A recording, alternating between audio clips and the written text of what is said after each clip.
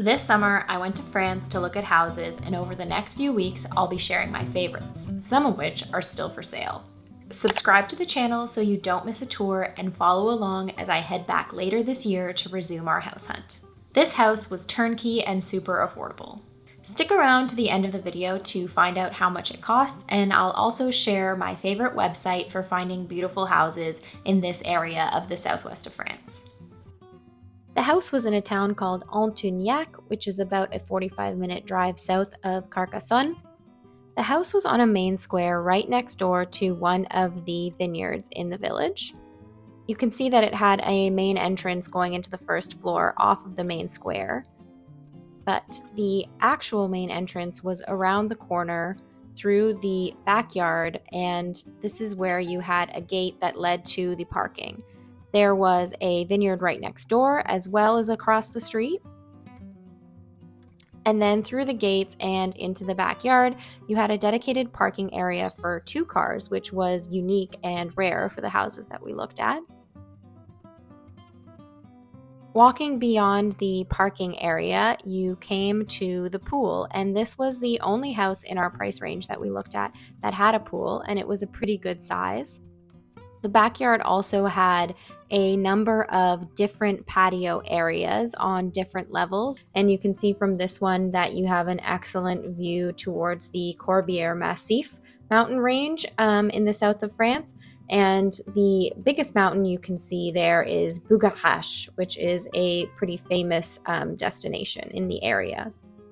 Here, coming down from the pool level of the backyard, you enter onto a patio level where you could, like these owners, place a hammock, or then you can go down onto the lower level where we have an area for a dining table and then a little outdoor kitchen with a wood-burning oven and a shed that's built into the side of the house where you can store all your umbrellas and pool equipment.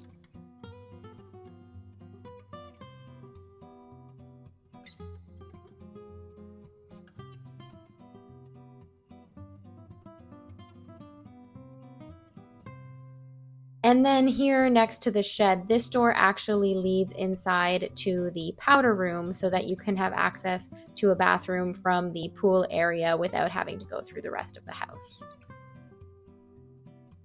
Now here you enter the house through the kitchen, and as you can see, the way this house is laid out, the upstairs level is actually the main living space.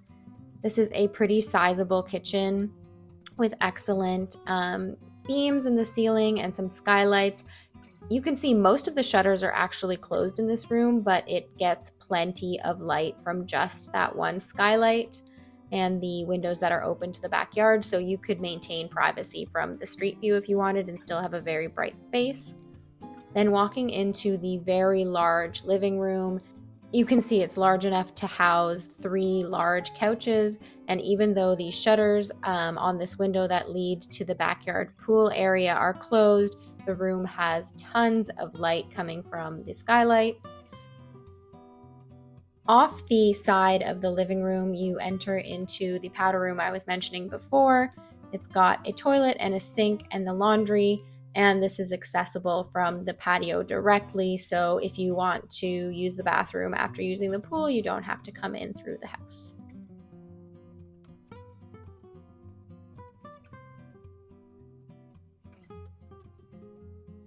The 2 rooms up here had this centralized fireplace that opened both onto the kitchen and onto the living room. And here we have the shutters open in the kitchen now, looking onto the front square where we started the video tour, and you can see you have wonderful views of the vineyard next door.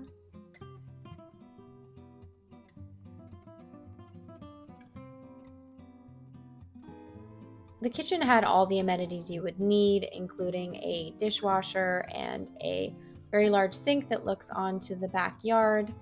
While turnkey, the house was a little bit dated, I'd say probably a little bit 90s feeling. So while you could definitely live in it and use it as it is, you might want to make some updates, and you could do so without feeling guilty for renovating something that was relatively new. Going downstairs, you see we come to the door that is the main entrance off of the front square of the house. And if you were to enter through that door, you'd have a little hallway that leads to 3 bedrooms and a utility closet. Here is the largest of the bedrooms. You can see the shutter is closed, so it's a little bit dark. The ceilings were a little bit low down here too, but because it was a stone house, it was relatively cool. And each of the 3 bedrooms had its own ensuite bathroom, or what functioned as an ensuite for the middle bedroom. This one had a very large tub. The floors were tile down here, so again, aesthetically not my favorite choice, but good for keeping the house cool in the hot south of France summers. And here is the linen closet, where you can see they stored all the linens. They sometimes rented out this property, but it wasn't a regular Airbnb type thing. And here we come to the second full bathroom. This one has just a shower, and it is directly across the hall from the middle bedroom.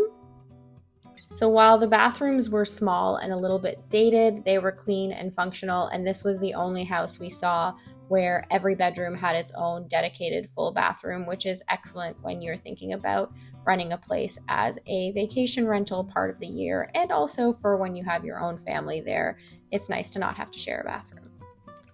And lastly, we're entering into the third bedroom, which had 2 twin beds, but as you can see, all the bedrooms are just a little bit cramped. And for us, this really was the deal breaker, because while we could renovate and update certain things, we could not make the space on the lower level bigger.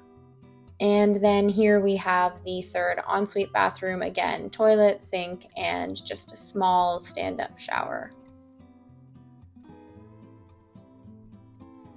The website I used to find this house, and the last 2 I've shared, is from the real estate agency Beau Village. They have a great selection, and though we worked with a few different realtors, this was our favorite to use in the region. I've linked it down below.